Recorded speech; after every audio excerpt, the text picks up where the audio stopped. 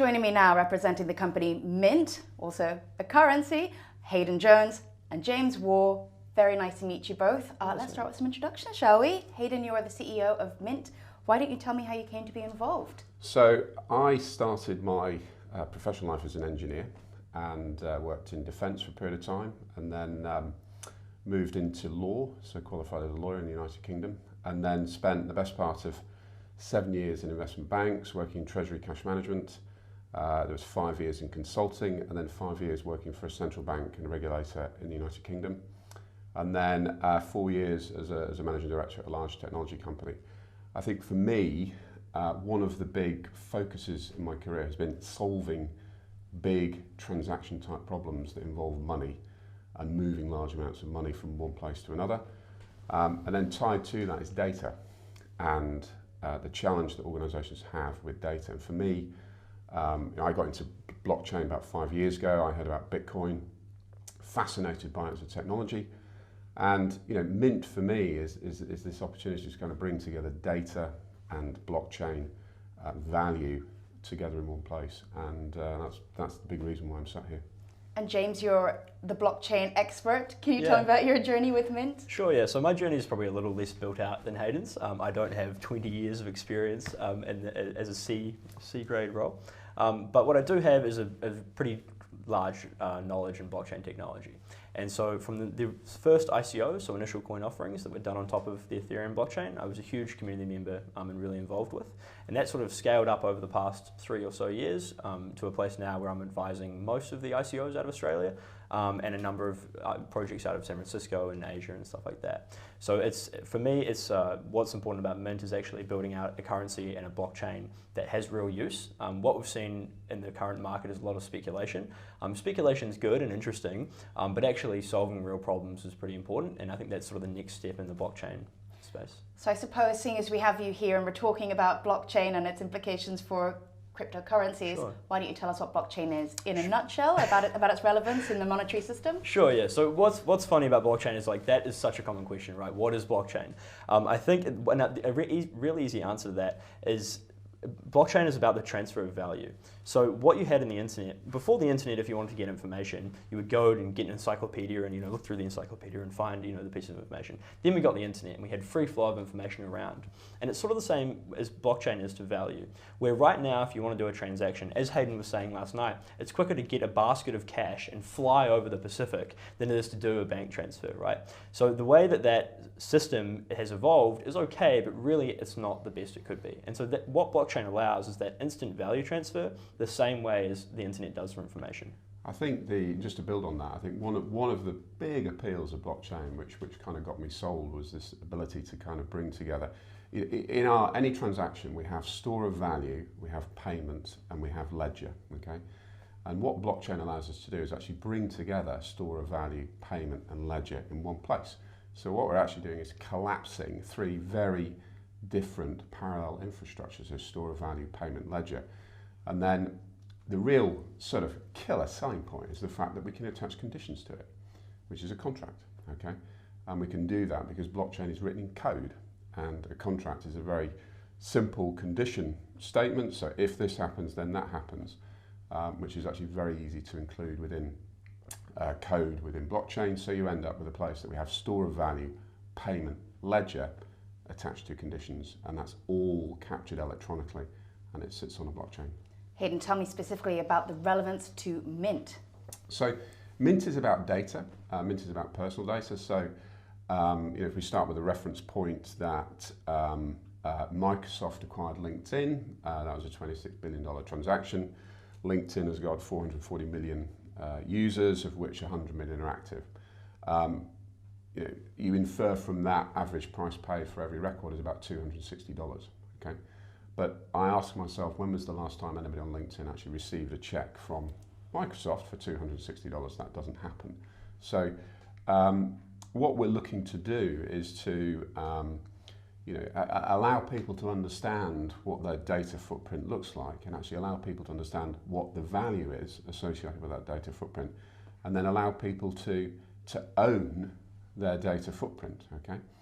And the beauty of blockchain is that the way the cryptography works is that it allows me to have entire control of my data footprint. And because, as we said, this is about store of value payment ledger with conditions, up until the point that the conditions have been met, that I'm satisfied I wish to transfer my data to a third party so they can use it in some way.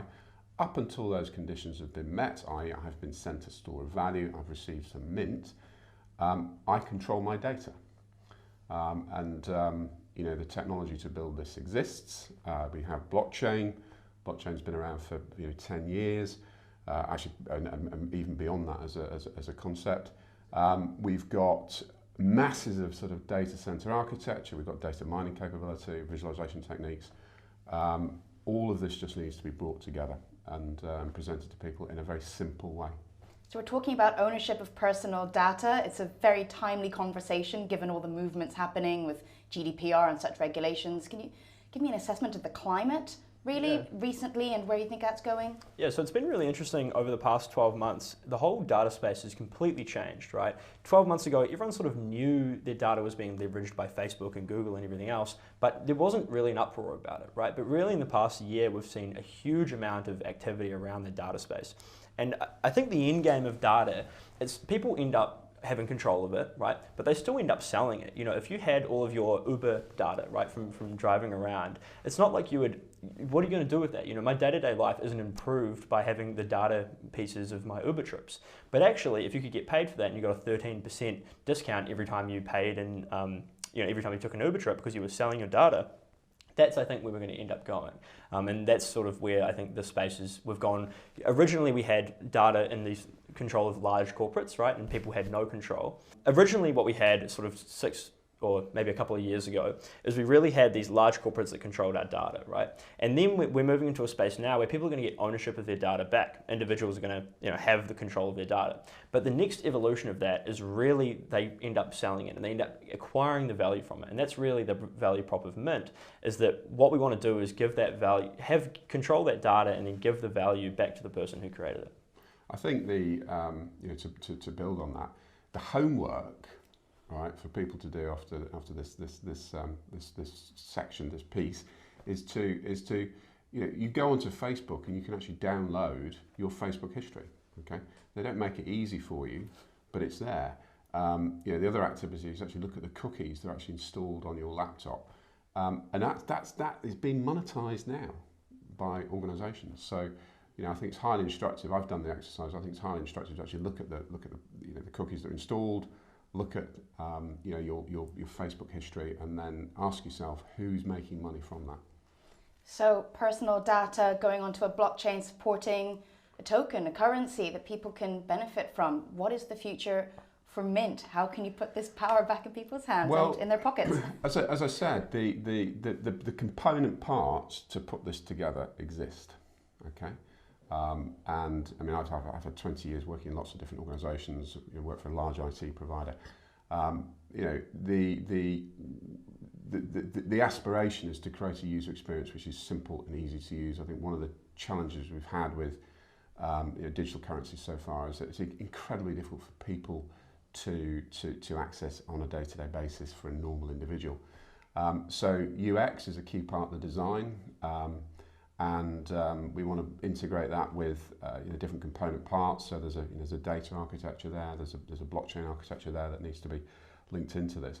But the aspiration then is to use the blockchain technology that creates this transmissible store of value, okay, that can be spent by people on a day-to-day basis, and all of that is perfectly achievable.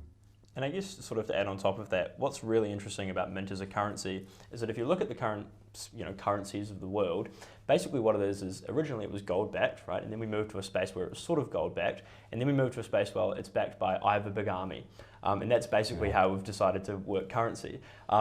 Moving into a space where the future of borderless currencies and everyone's walking around and borders are breaking down quicker than ever before, we really need sort of that universal currency or a universal payment method.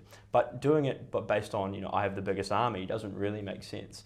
So trying to build out a currency that's backed by an asset, right, and a scalable asset, importantly, which is data. It's interesting because you actually go back through the history of money. We started with barter, okay, which was an exchange of articles that people ascribed value to.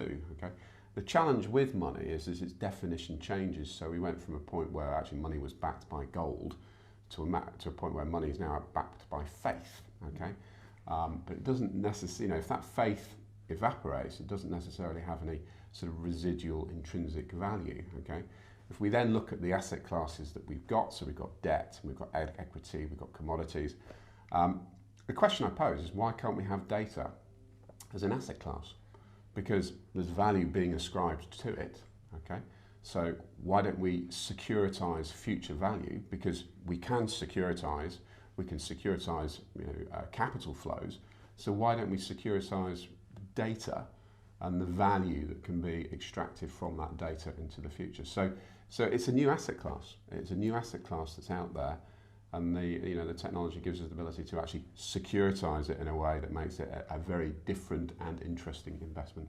And just as a final point around that data piece and the blockchain piece, is that both of them are actually new asset classes. What we're moving into is, and like you said, the technology already exists, right? And that was the same for Bitcoin when it was first created. The technology wasn't new, it was just the combination of the technologies. And that feels like a lot what we're doing with Mint as well, where we have the technologies available to us. It's actually just about combining them in a way where we can provide value.